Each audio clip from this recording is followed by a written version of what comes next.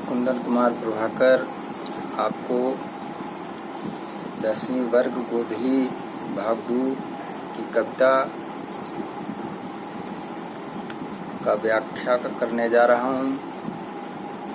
इस कविता के कवि हैं गुरु नानक, या निर्गुणवादी कवि हैं, भक्ति धारा के कवि हैं, जिन्हें पूजा के कर्मकांडों में दिखावा में यकीन नहीं रखते हैं। यह अंतर मन की पूजा में यकीन रखते हैं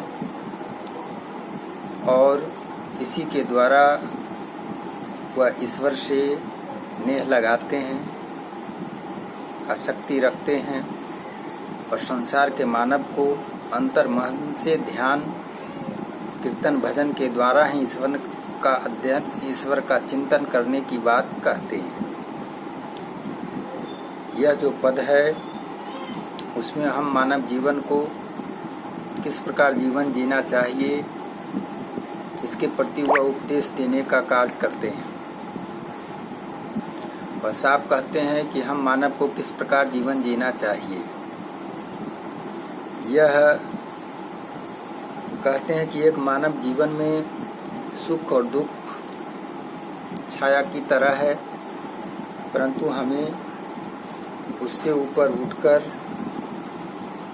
देखना चाहिए। हमें उससे ऊपर उठकर जीवन जीना चाहिए।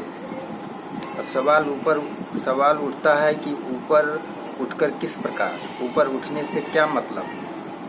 ऊपर उठने से ये मतलब है कि आप इन चीज़ों को समान तौर पर लें, न सुख में ज़्यादा उच्च श्रृंखल हों, न दुख में ज़्यादा पीड़ित हों, पीड़ा से आहत हों, इतना आहत ना हो कि आप अपना प्राण ही हक दें।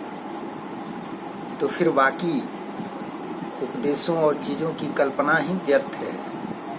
कहा भी गया कि जान है तो जहान है।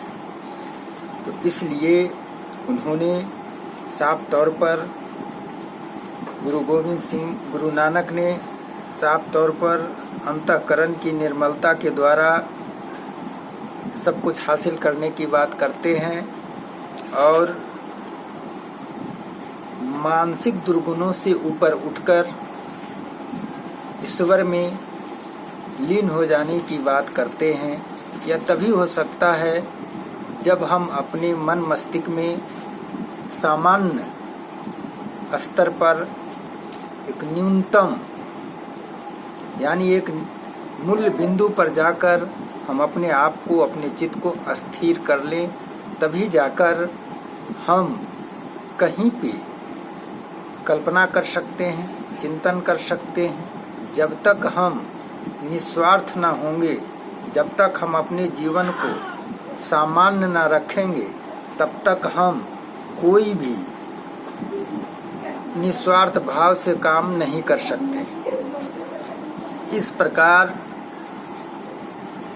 आप देखेंगे कि मूल तौर पर सहज शब्द में आप ये जानिए कि गुरु नानक ने गोविंद में, ईश्वर में एकाकार हो जाने की बात करते हैं, प्रेरणा लेने की बात करते हैं और दुख और सुख में समान रूप से जीवन व्यतीत करने की बात उपदेश के रूप में, कविता के रूप में हमें कहने का काम, शिक्षा देने का काम, प्रेरणा देने का काम करते हैं। वह कहते हैं जो नर दुख में दुख नहीं मानो, नर का अर्थ होता मानव। कहते हैं जो मनुष्य दुख में दुख नहीं मानता है, दुख है तो मानना पड़ेगा, लेकिन एक सीमा तक। ये मानो कि ये विधि का विधान है, प्रकृति का नीति है, निर्माण और विध्वंस। अगर हमारा जीवन बना है तो ये मिटेगा भी। इस प्रकार की बात और भाव को उन्होंने चरितार्थ किया है इस कविता के द्वारा कि जो नर दुख में दुख नहीं मानो। आप अगर इस तन को अपना मानते हो तो दुख है, जब तक तुम्हारा है, चल रहा है तो चलने दो। इसे मिटने का खौफ दिल में मत रखो। जीवन जितना प्यारा है, मृत्यु भी उतना अधिकार है। यह कहना है गुरु नानक जी का। वह कहते हैं कि जो नर दुख में दुख नहीं माना, जो नर दुख और सुख में समान जीवन जीता हो, न दुख में ज्यादा पीड़ित न सुख में ज्यादा उच्छृंखल। सुख स्नेह अरु भय नहीं जाके कंचन माटी जानो। सुख स्नेह अरु भय नहीं जाके, कहते हैं सुख में ज्यादा लिपटता ना हो, दुख में ज्यादा भयभीत ना हो, और यहाँ तक कि दूसरे के धन को यानी सोने को भी मिट्टी समझे, यानी निस्वार्थ भाव। जो मैंने कर्म किया उससे जो उपार्जन हुआ वो मेरा है। जिस धन को मैंने उपार्जन ना किया वो मेरा नहीं है। समझ सकते हैं, अपने आप पे नियंत्रण रखना ही सामान्य है। सुख स्नेह अरु भय नहीं जाके, कहते हैं कि जिस व्यक्ति के अंदर सुख में ममत्व ना हो और दुख से भयभीत ना हो, और दूसरे को सोने को भी वह मिट्टी समझे। आप इस प्रकार समझिए, आपके घर में कोई रोगी है, पीड़ित है, आपको दवा की जरूरत है, और आपके घर में महिलाओं के पास सोने हैं, और आपके व्यक्ति घर में मरणासन्न है। आप उस सोने को बेचकर आप दवा ला सकते हैं और उस मर्ज को कम कर सकते हैं, ठीक कर सकते हैं, प्रयास कर सकते हैं। परंतु ऐसा नहीं होता। महिलाएं जिद पर अड़ी रहती है, अपने सोने को बेचने के लिए नहीं देती है, और ऐसा आता है, भगवान ना करे, परंतु दुर्भाग्य होता है कि आपके पीड़ित व्यक्ति की मृत्यु हो जाती है। तो कल आपके हृदय में क्या होगा? उस सोने के प्रति आपकी क्या लालसा रहेगी? निरर्थक भाव रहेगा। उसके प्रति जिज्ञासा आपका खत्म हो जाएगा, उत्सुकता खत्म हो जाएगी। यही बताते हैं और बताना चाहते हैं कि जो सत्य कार्य में जो धन ना लगे वो धन नहीं, मिट्टी के समान है। कंचन माटी जानो, यानी जो सत्य कार्य में दूसरे का जो धन है, सोना भी है, तो वो मेरे लिए मिट्टी का समान है। अगर मेरे को काम नहीं आया तो, चाहे वो मेरे घर का हो दौलत, अगर मेरे घर की पीड़ा को अगर हमारे दौलत से दूर होना है और वो पीड़ा दूर नहीं हो सकती तो ये दौलत मेरे किस काम का? यह भाव गुरु नानक जी का है। तीसरे में कहते हैं, नहीं निंदा नहीं स्तुति जाके लोभ मोह अभिमाना। ना ही हम निंदा करें और ना ही किसी की चापलूसी करें, ना ही निंदा ना ही स्तुति, ना ही किसी की चुगली करें, शिकायत करें, और ना ही स्तुति का अर्थ होता है प्रार्थना, गुणगान करना। तो कहते हैं कि ना ही हम किसी की निंदा करें, शिकायत करें, और ना ही किसी की हम चापलूसी करें, किसी की बड़ाई करें, स्तुति बड़ाई। लोभ मोह अभिमाना, ना ही हम किसी चीज का लोभ करें और ना ही अपनी कोई ऐसी वस्तु है जिसके मोह में हम सारे रिश्ते को त्याग दें, और ना ही अभिमान करें यानी अपने पर घमंड करें।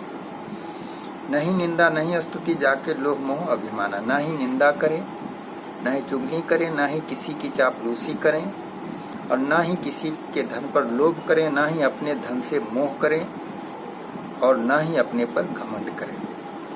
हरस शोक ते रहे न्यारो, ना ही मान अपमाना। कहते हैं हरस यानी हर्ष खुशी, शोक यानी दुख।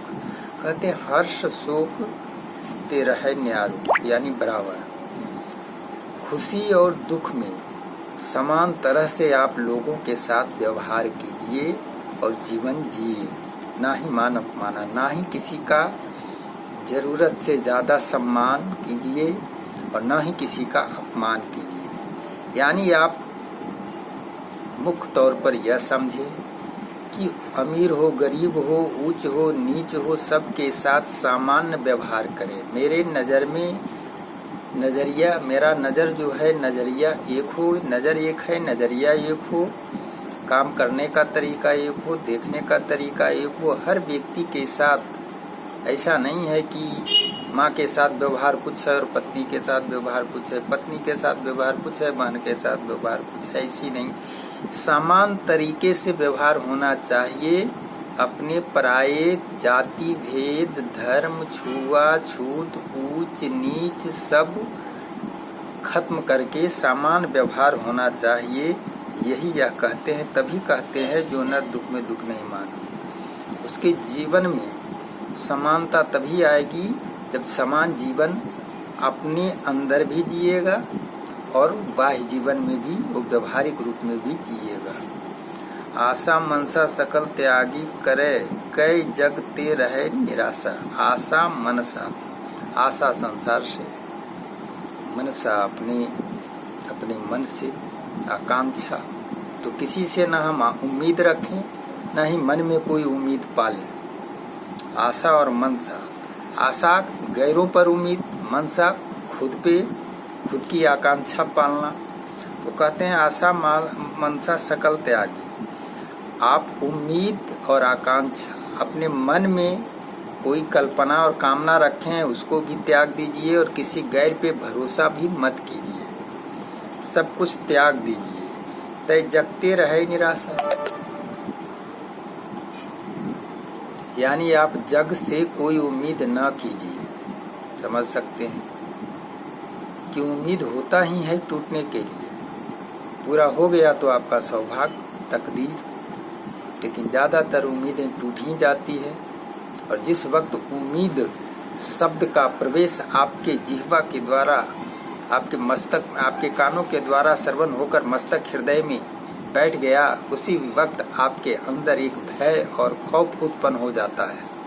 तो यही कहा गया कि आशा मनसा सकल त्यागी, जग पे रहे निराशा। आशा, किसी से उम्मीद और मन में आकांक्षा मत रखिए, सामान रखिए। जैसे जीवन चल रहा है चलने दीजिए और संसार से कोई उम्मीद करके किसी की सेवा मत कीजिए। आप ये समझो कि हमारा यह कर्म है, मानव का जन्म ही संसार की सेवा के लिए, संसार के प्राणियों की सेवा के लिए बना है। हम अपना धर्म का निर्वाह करेंगे, न कि हम किसी से उम्मीद करेंगे। काम क्रोध जहीं परसे नाही, तहीं घट ब्रह्म निवासा। कहते हैं कि जो व्यक्ति काम, वासना, क्रोध, गुस्सा जहीं परसे नाही, जो व्यक्ति अपने मन में किसी के प्रति वासना या क्रोध नहीं पनपने देता है, तहीं घट ब्रह्मा निवासा, उसी हृदय में ब्रह्म यानी ईश्वर का निवास होता है। अगर प्रश्न आए कि ईश्वर का निवास कहाँ होता है, तो बस आप 2 लाइन में लिखिए। पहले आप ये लिखिए, यह कविता गुरु नानक द्वारा रचित भक्ति धारा की कविता है। यह कविता गोधली भाग 2 से लिया गया है। इस कविता के रचयिता गुरु नानक है और इस कविता का नाम है जो नर दुख में दुख नहीं माने। इस कविता के द्वारा उन्होंने यह कहना चाहते हैं कि जिस मानव हृदय में काम, क्रोध, छल, माया, मोह नहीं होता, जो सामान्य जीवन जीता है, सुख हो या दुख हो, उसी के हृदय में ब्रह्मा निवास करते हैं। अर्थात जिस हृदय में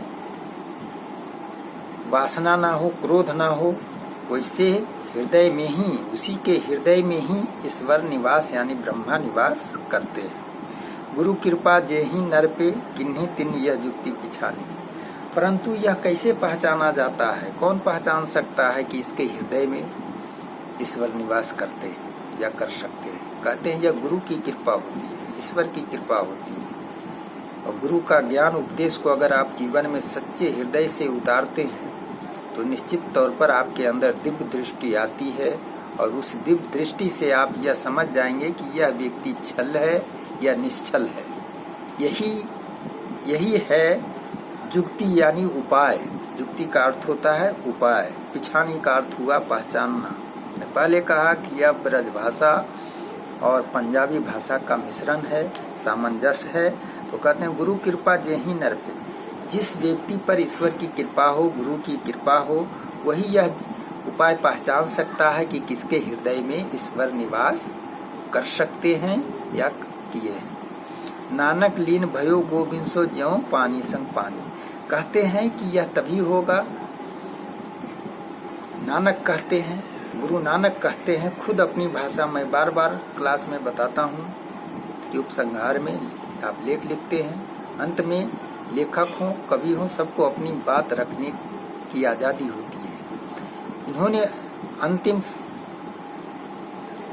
पद में इन्होंने अपनी बात को रखा है और साफ शब्दों में कहा है कि नानक लीन भयो गोविंद, मैं नानक, मैं गुरु नानक गोविंद ईश्वर में ऐसे लीन हो गया हूँ जैसे पानी से पानी मिल जाता है तो कोई उसे अलग नहीं कर सकता।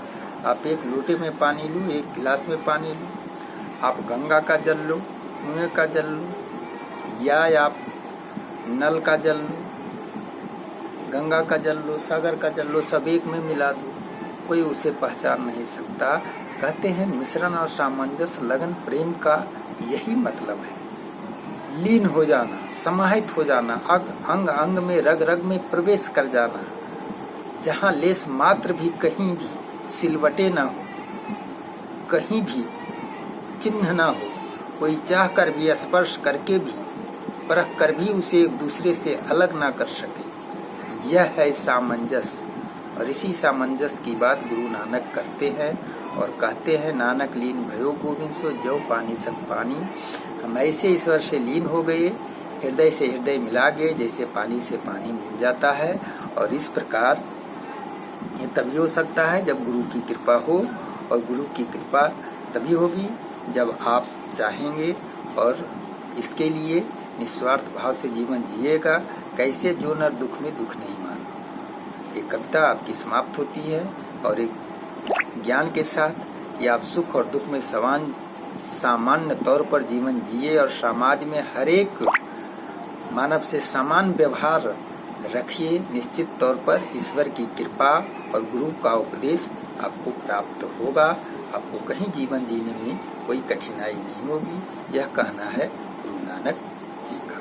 अगर आपको कोई कमी लगती हो तो बार बार आप देखें और इस सारे दोहे को बार बार पढ़ें, इस पुस्तक रखें, पुस्तक के पीछे कृष्ण शब्दों का अर्थ दिया हुआ है उसका अध्ययन करें और अपनी वीडियो देखें, सुने, बार बार सुने और अपने मन से खुद कॉपी पर लिखने का प्रयास करें। मुझे उम्मीद है एक दो बार आप लिखेंगे तो फिर आपको दोबारा इसे रटने का और घर पे अलग से समय व्यतीत करने का इस विषय में आपको आवश्यकता नहीं पड़ेगी।